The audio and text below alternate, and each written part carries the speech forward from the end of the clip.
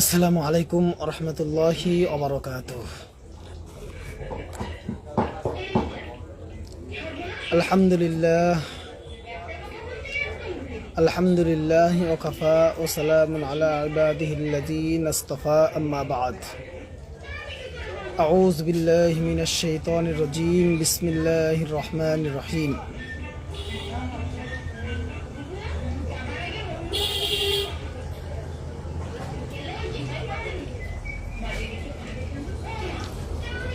إنما يخشى الله من عباده العلماء صدق الله المولانا العظيم.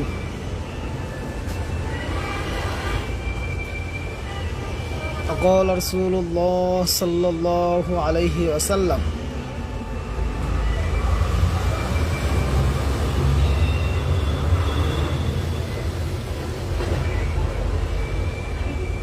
طلب العلم فريضة على كل مسلم أو كما قال رسول الله صلى الله عليه وسلم.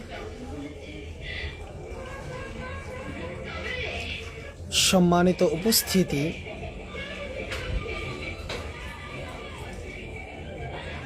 যারা সরাসরি লাইভটি দেখছেন অথবা পরবর্তীতে দেখবেন, যারা দেশে আছেন অথবা প্রবাসে আছেন, পৃথিবীর যে প্রান্তে আপনি বসবাস করেন না কেন, আপনার প্রতি আল্লাহ রহমত বর্ষণ করুন। আপনাকে জানাই ইসলামী অভিবাদন। আসসালামু আলাইকুম ওয়া রাহমাতুল্লাহ।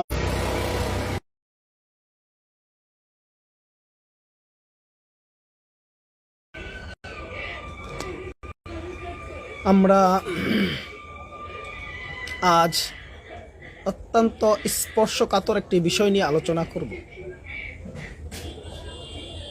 এটা অত্যন্ত গুরুত্বপূর্ণ, খুবই গুরুত্বপূর্ণ। আমাদের এই উপমহাদেশ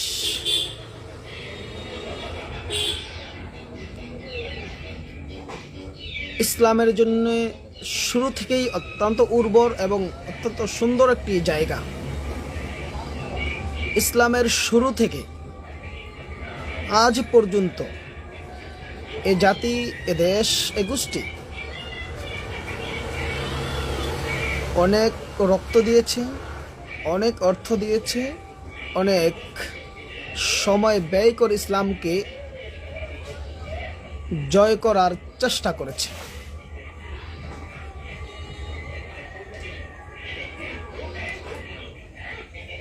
আমরা একটা জিনিস খেয়াল করি, ইসলামী সভ্যতা ছড়িয়ে দেওয়ার জন্যে,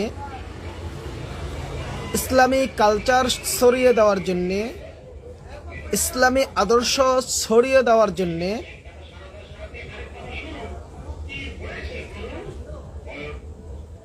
এ জাতির মধ্যে থেকে আল্লাহ রাব্বুল আলামিন একটা গোষ্ঠীকে, একটা শ্রেণীকে আল্লাহ নির্ধারণ করেছেন।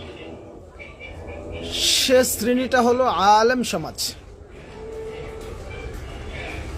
পুরা জাতির ভিতরে আমরা যদি খেয়াল করি তাহলে দেখতে পাই মানুষ দুভাগে বিভক্ত। একটা হলো ইসলাম প্রিয় জনগণ, আরেকটি গোষ্ঠী হলো ইসলাম থেকে দূরে সরে গিয়েছে এমন এক শ্রেণীর জনগণ। আবার ইসলাম প্রিয় জনগণের ভিতরে দু শ্রেণী রয়েছে। এক নম্বর শ্রেণী হলো আলেম ওলামা, দুই নম্বর শ্রেণী হলো আওয়াম, যারা ইসলামকে পছন্দ করে, দ্বীনকে পছন্দ করে, কোরআন হাদিস এর জ্ঞানী আলেমদেরকে পছন্দ করে।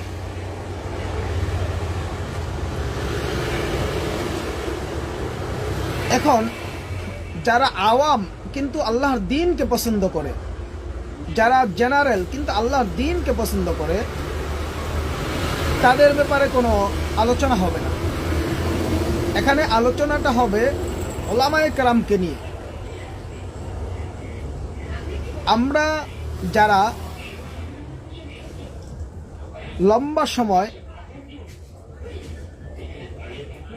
কোথাও না কোথাও দায়িত্ব পালন করেছি,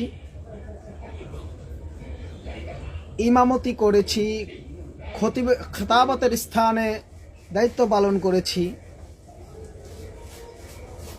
এই মার্কাজটা, এই স্থানটাকে তার স্বমহিমায় উদ্ভাসিত হতে দিতে হয়। কারণ আপনি যে মেহরাবে বসা আছেন, সে মেহরাবেই বসেছেন সৈয়দনা হযরত হাসান রাদিয়াল্লাহু আনহু। এই মেহরাবেই বসেছিলেন আলী মুর্তাজা হযরত আলী কাররামাল্লাহু ওয়াজহা রাদিয়াল্লাহু আনহু।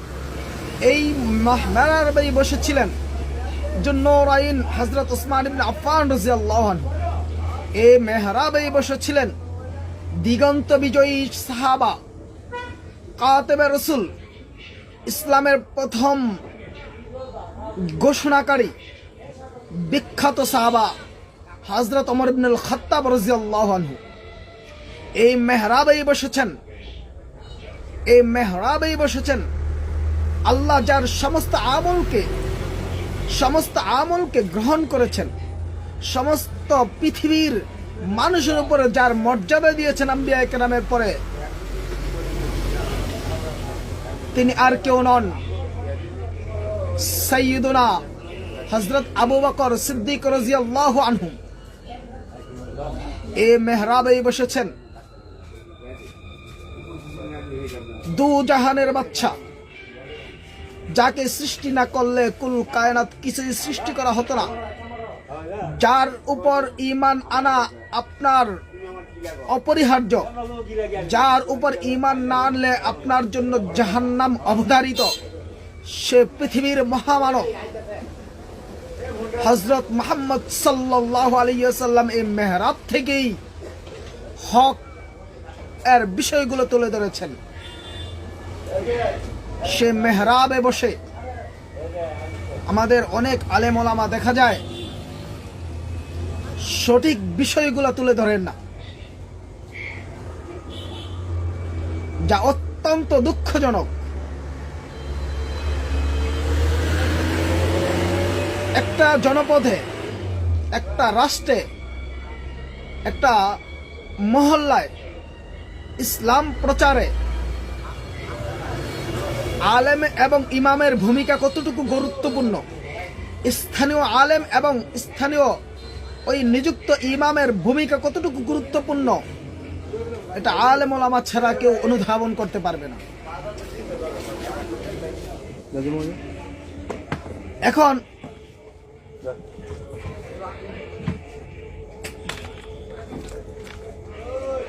এখন আপনাদের সামনে যে বিষয়গুলো আসতেছে, আপনারা দেখবেন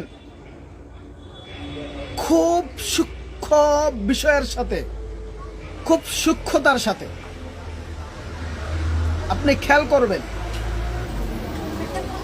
যে স্থানীয় যে আলেম ওলামা রয়েছেন এবং ওই মসজিদের যিনি ইমাম পদে নিযুক্ত আছেন,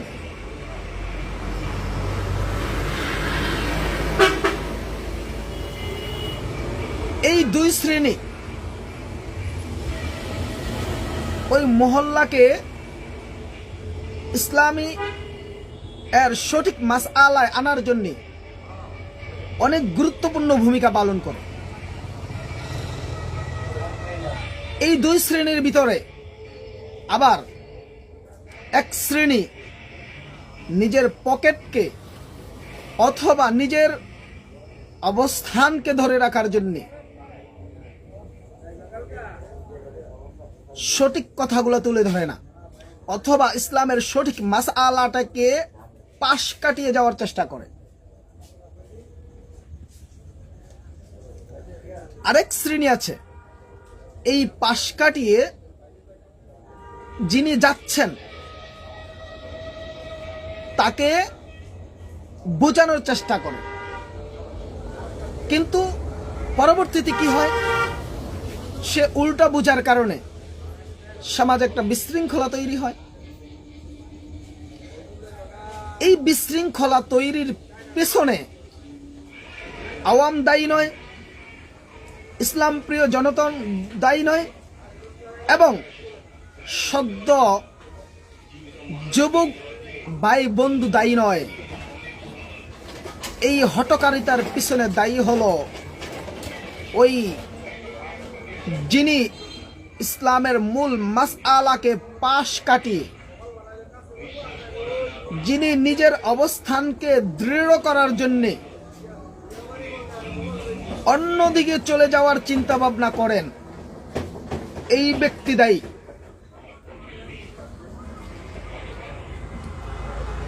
এই ব্যক্তিগুলাই সমাজে সঠিক বিষয়গুলো তুলে ধরেন। যেমন আমি যতদিন ইমামতি করেছি,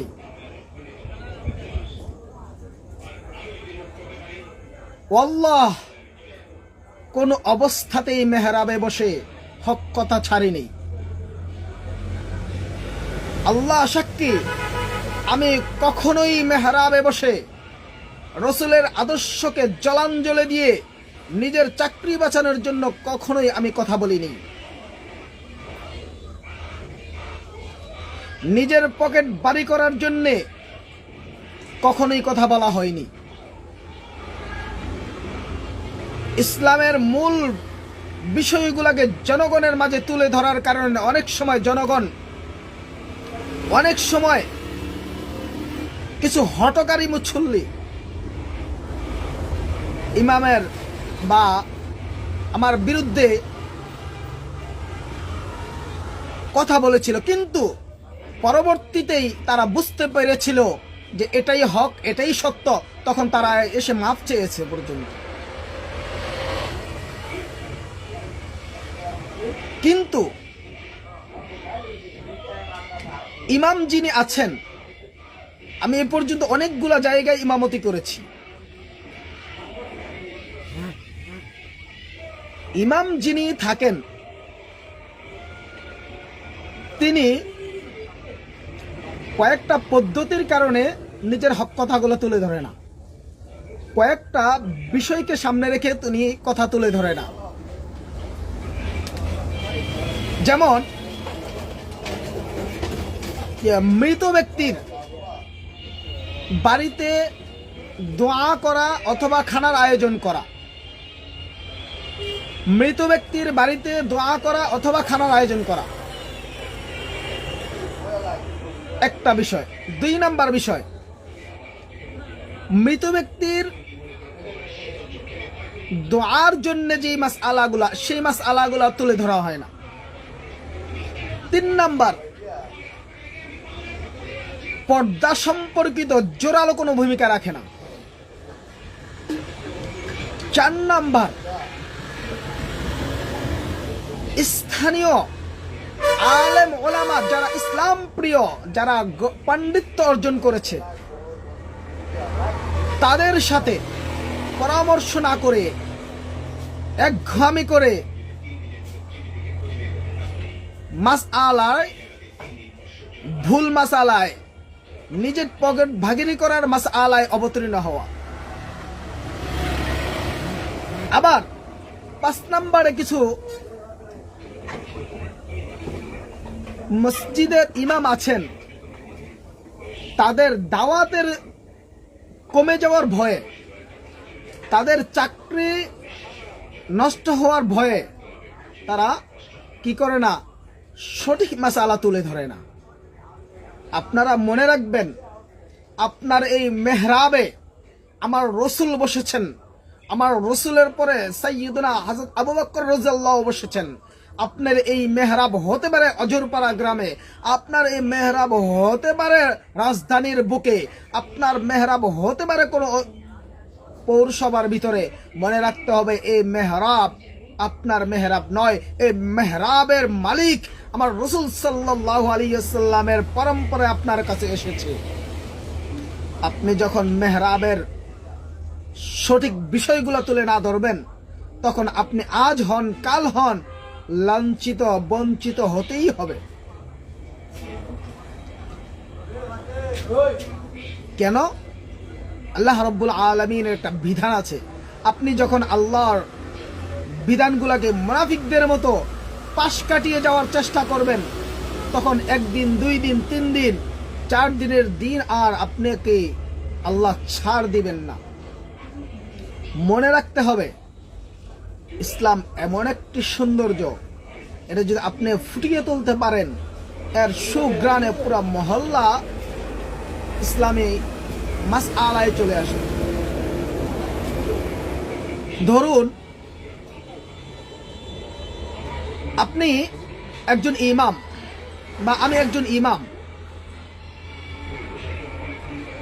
এখন মাঝখান দিয়ে আরেকটা কথা বলি, আমাদের দেশের ইমাম যারা আছেন ওনাদের হাদিয়া, উজরত, বেতন, এখন আর কেউ খেদমতের জন্য ইমামতি করে না, এটাকে বেতনভুক্ত হিসাবেই ধরে নেওয়া হয়, তাই বেতনই বললাম।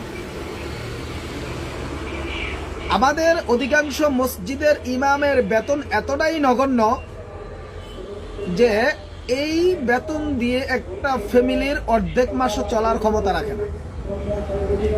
তাই প্রত্যেকটা মসজিদের ইমামের বেতন হওয়া সর্বনিম্ন 20,000 হওয়া দরকার। জরুরি রক্ষণাবেক্ষণ কাজের জন্য বিদ্যুৎ সরবরাহ বন্ধ থাকিবে। এখন আমাদের অধিকাংশ মসজিদে এই রকমের ব্যবস্থাপনায় নেই, তাহলে মসজিদগুলো চলবে কিভাবে?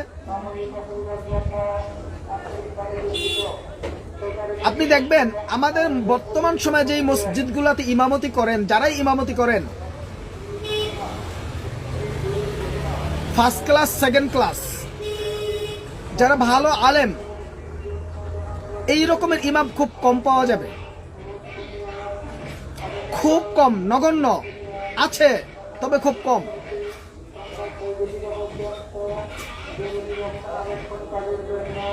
এই যে আপনার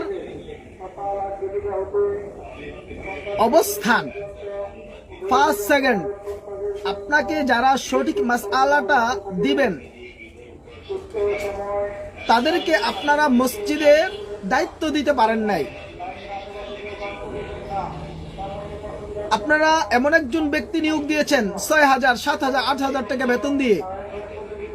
তাহলে বলুন, এই ব্যক্তি 8,000 টাকা বেতন, আপনি এই ব্যক্তি জোহরের নামাজের সময় সে কি আসলে নামাজ পড়াতে পারবে, নাকি তার ফ্যামিলি চিন্তায় ভুগবে?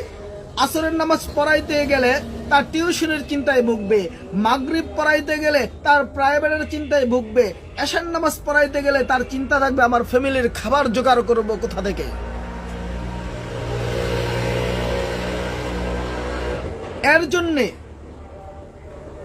এর জন্যে ইমামের এই অবস্থানের কারণে মুসল্লিরা ইমামের পিছনে ইক্তেদা করে, বা যেই তৃপ্তি হওয়ার কথা ছিল সেই তৃপ্তিটা পায় না। আপনি ধরুন একটা মাসআলা, যে একজন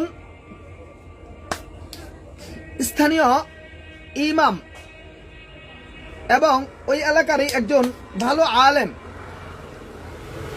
একটা মাসআলায় অবতীর্ণ হলো, তাহলে কি হবে? আওয়াম তো বুঝবে না যে মাসআলা কোনটা সঠিক। আমাদের গ্রাম অঞ্চলের জনগণ, পুরা বাংলাদেশে একই অবস্থা। ইমাম যদি থার্ড ক্লাস হয়, থার্ড ক্লাস মানে ইমামের শিক্ষাগত যোগ্যতা যদি নগণ্য হয়, ইমামের শিক্ষাগত যোগ্যতা যদি অনেক ছোট হয়, তাহলে ওই ইমামকে মানুষ অগাধ শ্রদ্ধা করেন, অগাধ বিশ্বাস করেন। আর ওই এলাকার স্থানীয় যদি বিজ্ঞ আলেমও হয়, তাহলে ওই মহল্লার মাসআলায় ইমামকে প্রাধান্য দেয়। অথচ ইমাম ওই জায়গার 7ম শ্রেণী পাস, আর ওই ইমাম ওই এলাকার ওই ছেলে মাস্টার্স কোয়ালিটি সম্পূর্ণ। হ্যাঁ, ইমামের প্রতি শ্রদ্ধা রাখতে হবে, ভালোবাসা রাখতে হবে। তাই বলে একটি মাসআলায় আপনার যেখানে অজ্ঞতা, সেখানে আপনি এই অজ্ঞতাটাকেই প্রতিষ্ঠা করার জন্যে আপনি মাসআলা ঘুরানোর চেষ্টা করতেছেন। অনেক ইমাম এই রকমের সমস্যা আছে। অনেক মহল্লার, কমপক্ষে 100 মহল্লার মুসল্লিদের সাথে আমি কথা বলেছি, কমপক্ষে 100 মহল্লার মুসল্লিদের সাথে আমি কথা বলেছি, এবং 100 মহল্লার স্থানীয় আলেমদের সাথে কথা বলেছি, এবং 100 মহল্লার ওই এলাকার ইমামদের সাথে আমি কথা বলেছি। এই রকমের একটা জরিপে একটা জিনিস বের হয়ে আসলো, সেটা হলো যে হযরত আমরা যেখানে ইমামতি করি সেখানে আমরা কথাগুলা বলার চেষ্টা করি, তখন ওই মহল্লার লোকেরা বলে নিজের মহল্লার তথা নিজের মহল্লায় যদি ইস্টাবলিশ হয়, নিজের মহল্লায় যদি ওই মাসআলা সেট আপ না করা যায়, তখন তারা ছোট হয়ে যায়। তখন কি করে যে আগে নিজের মহল্লা ঠিক করি।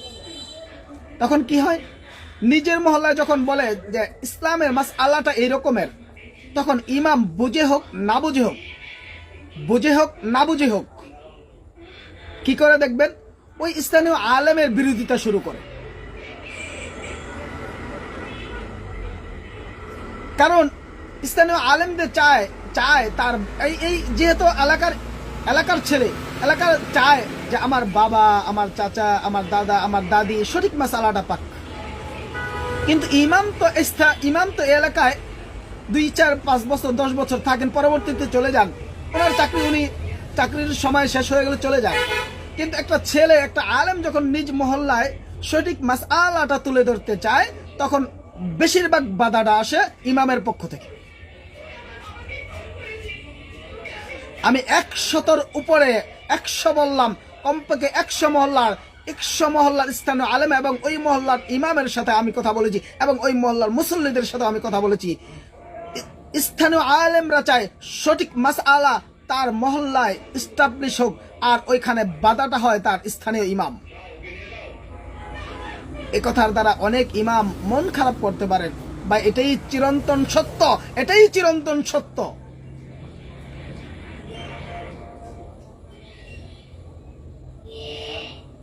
আমি এই পর্যন্ত কয়েক হাজার মহল্লার মুসল্লিদের সাথে কথা বলেছি, এবং ইমাম স্থানীয় আলেমদের সাথে কথা বলেছি। অধিকাংশ ক্ষেত্রে এলাকার ছেলে যিনি আলেম হয়েছেন, তিনি চান তার মহল্লাটা যেন ইসলামের মূল মাসআলায় চলুক, কিন্তু ওখানে ইমামরা বাধা হয়ে দাঁড়ায়। কারণ মূল মাসআলায় চললে ইমামদের অর্থনৈতিক টানাপোড়েনে পড়ে যায়। যারা ইমামতি করতেছেন মন খারাপ করবেন না, এটাই চিরবাস্তব।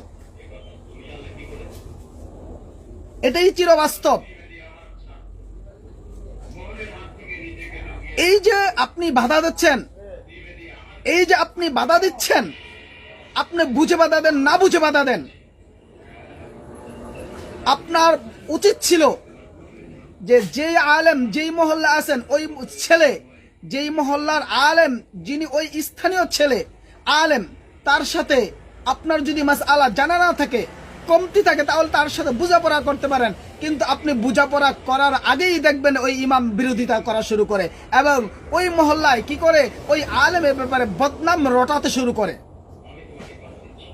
অথচ ওই আলেম, স্থানীয় যেই মসজিদে ইমাম আছেন, এবং ওই ছেলে যিনি স্থানীয় আলেম, তার পড়ালেখার 5 ভাগের 3 ভাগও করেনি, অর্ধেক পড়ালেখাও করেনি, তারা ওই আলেমের বিরোধিতা করে। দেখবেন বলা হলো যে মৃত ব্যক্তির বাড়িতে দাওয়াত খাইতে যাওয়া যাবে না। এখন সব আলেমরা চায় তার মহল্লাটা যেন এই কুসংস্কার মুক্ত থাকুক, কিন্তু ইমাম যিনি আছেন তিনি ঘুরাইয়া ফরাইয়া এটাকে জায়েজ করার চেষ্টা করেন। তখন কি হয়, ওই এলাকার লোকদের কাছে ওই স্থানীয় আলেমের ব্যাপারে বদনাম ছড়ায়। এই আলেম তো 2 বছর পর চলে যায়, কিন্তু এই যে একটা ফিতনা এখানে ইস্টাবলিশড করে গেল, এই ফিতনা থেকে মুক্ত হওয়ার জন্য এই আলেম 10 বছর পর্যন্ত সাধনা করে যেতে হয়।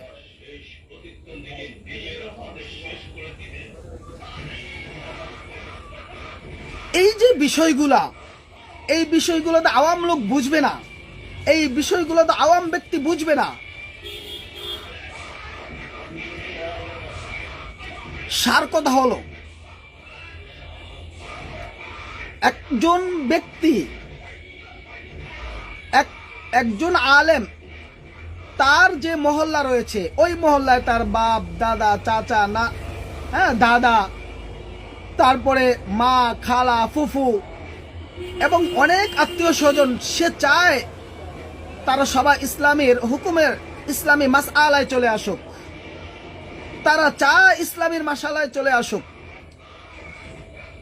তারা চায় নিজ মহল্লার দাদা চাচা বাবা ভাই বোন সবাই ইসলামী হুকুমতে ইসলামী মাসআলা যেটা সঠিক মাসআলায় চলে আসুক। যেমন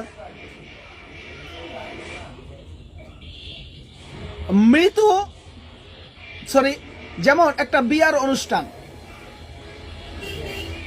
বিবাহের অনুষ্ঠানে মেয়ে থেকে ইজিন আনা, মেয়ের থেকে অনুমতি আনা, এই অনুমতি আনতে ইমামের যাওয়ার প্রয়োজন নাই,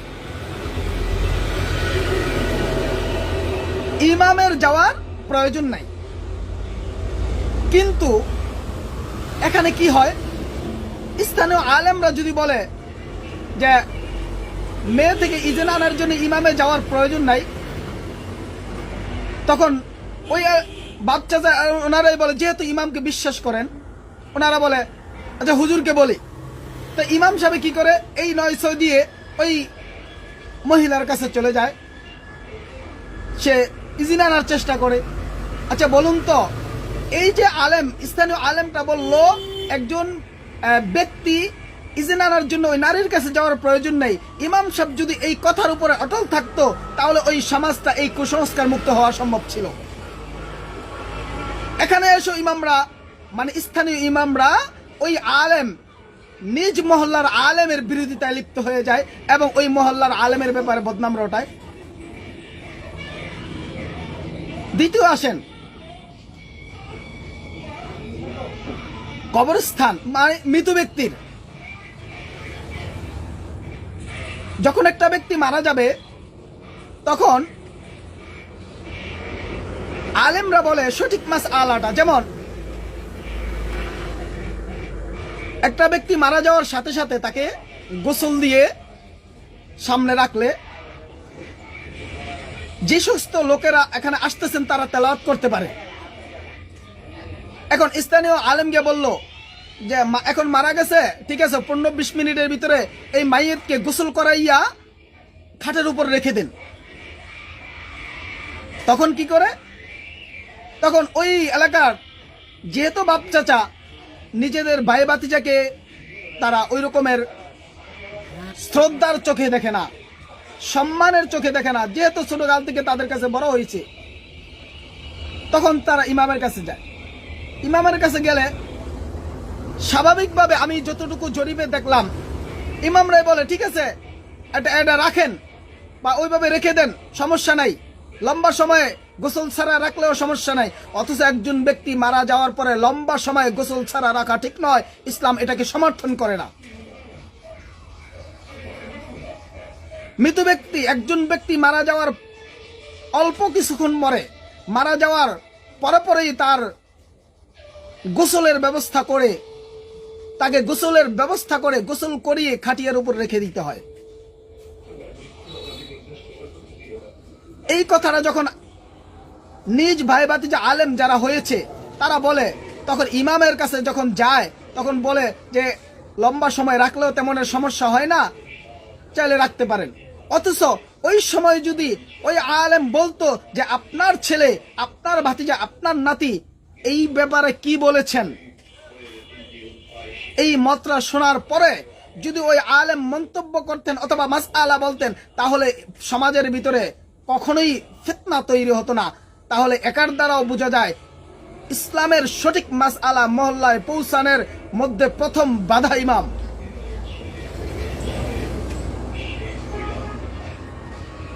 তিন নাম্বার,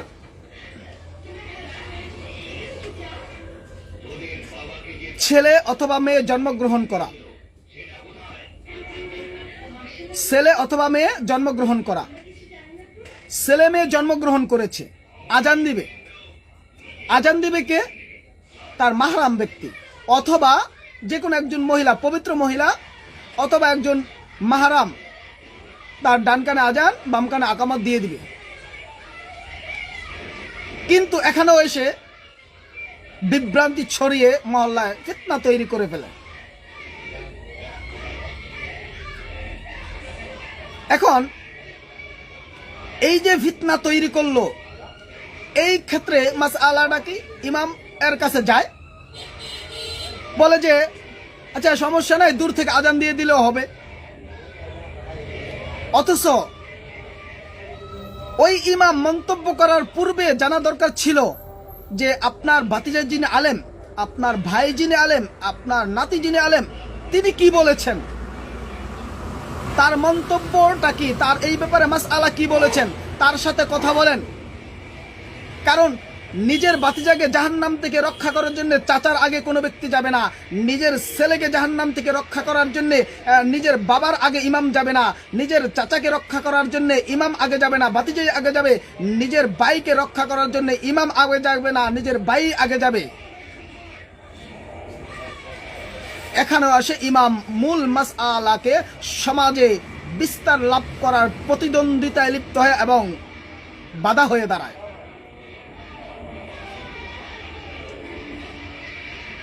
চার নাম্বার, মাথা মুন্ডন করে, চুল মুন্ডন করে সৎকা করে দেওয়া। চুল মুন্ডন করে ছটকা করে দেওয়া সপ্তম দিনে। এখানে এসে যখন নিজের ভাই ভাতিজা মাসআলা বলে, আর এই মাসআলাটা যখন যেহেতু গ্রামের লোক তারা ইমামকে অগাধ শ্রদ্ধা করে, অবশ্যই আমরা আমাদের ইমামকে শ্রদ্ধা করি, সবাই সবার ইমামকে শ্রদ্ধার চোখে দেখতে হবে, এটা আইন, এটা মাসআলা।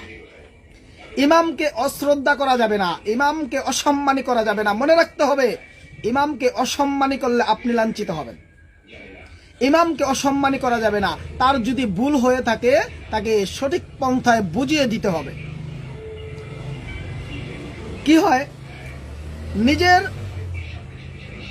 ছেলে হয়েছে অথচ তার ভাই আলেম, নিজের ছেলে হয়েছে অথচ বাগিনা হয়েছে তার ভাই আলেম, এই ব্যাপারে ওই নিজের ভাইকে না ডেকে ইমামের কাছে যাওয়া, ইমাম একেবারের জন্য জিজ্ঞাসা করা উচিত যে আপনার যে ভাই আলেম, আপনার যে ভাতিজা আলেম, ইনি এনার কাছে মাসআলাটা জিগান, ইনার কাছে মাসআলাটা জানতে চান, ইনি কি বলে এই ব্যাপারে মাসআলাটা। তাহলে কি হবে, একজন আলেম ওই স্থানে যথাযোগ্য মর্যাদা পেয়ে যাবে এবং ওই মহল্লায় ইসলামের সঠিক মাসআলাটা সবার মাঝে প্রতিষ্ঠা লাভ করবে। সে না জেনে না জিজ্ঞেস করে একটা মাসআলা বলে দেয়, আর ওই সময় স্থানীয় আলেমরা যদি কোনো মাসআলা বলতে যায় তখন ইমাম এর বিরুদ্ধে আচরণ করে, তখন ইমাম তার ব্যাপারে বদনাম রটায়। এটা আমাদের 100 মহল্লার জরিপের কথা।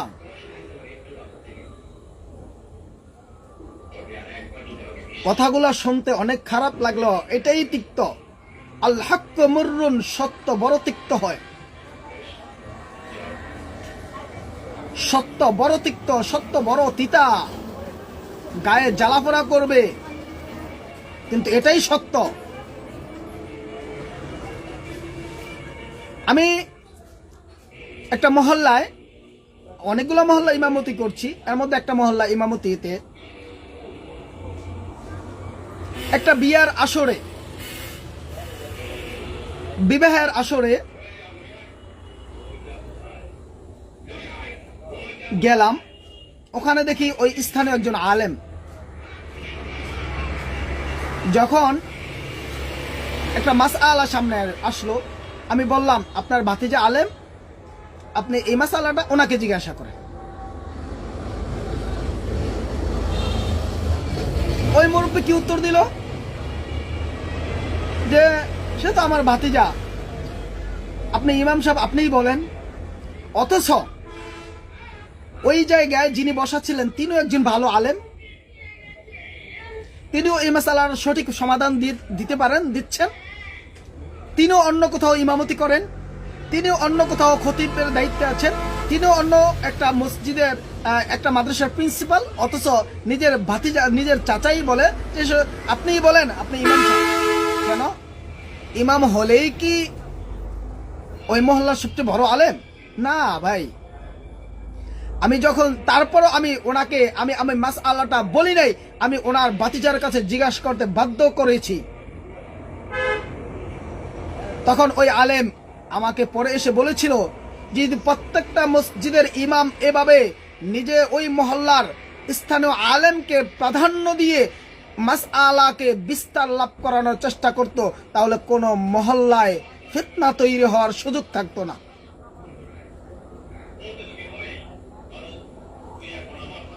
আমরা কি দেখতেছি? এর উল্টাটা দেখতেছি। এখানে বিজ্ঞ আলেম বসা, আর সেখানে সপ্তম শ্রেণী পাস ইমাম সে মাসআলা বলে যাচ্ছে, দেধারছে মাসআলা বলে যাচ্ছে, অথচ তার কোরআন তেলাওয়াত সহি না। এটা চরম উদ্ধত, এটা চরম সীমালঙ্ঘন।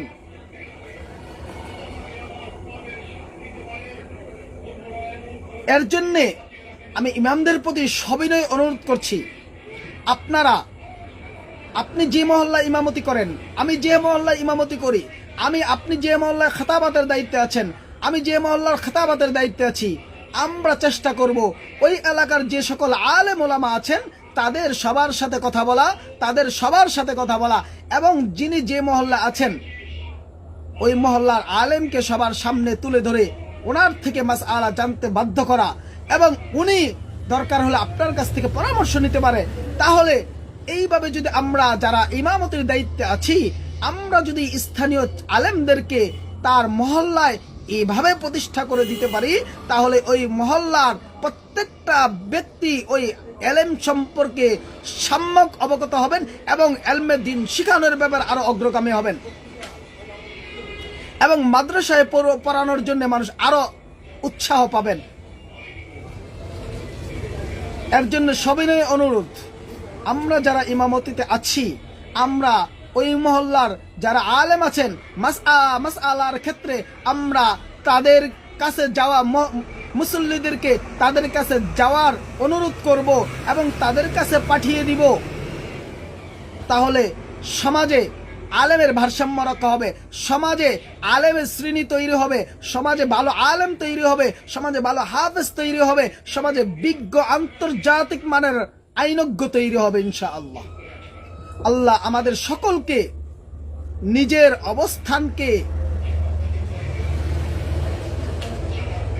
অবস্থানকে ধরে রাখতে গিয়ে ইসলামের আইনগুলাকে ছোট না করে, কোরআনের হাদিসের আইনগুলাকে ছোট না করে, আমরা স্থানীয় আলেমদের মাধ্যমে এই মাসআলাটা জনগণের কাছে ইস্টাবলিশ করার চেষ্টা করব। তাহলে আলেমের মর্যাদা বৃদ্ধি পাবে, কোরআনের মর্যাদা বৃদ্ধি পাবে, হাদিসের মর্যাদা বৃদ্ধি পাবে। আপনি, আমি আমার সন্তানকে আলেম বানানোর জন্য উদ্বুদ্ধ হব, আপনার নাতিকে আলেম বানানোর জন্য উদ্বুদ্ধ হবেন, আপনার মেয়েকে হাফেজা আলেমা বানানোর জন্য উদ্বুদ্ধ হবেন, উৎসাহিত হবেন। অতএব আমরা এই সমস্ত কাজে খুব বিচক্ষণতার সাথে আমরা কথা বলবো। আল্লাহ রাব্বুল আলামিন আমাদের সকলকে তৌফিক দান করুন।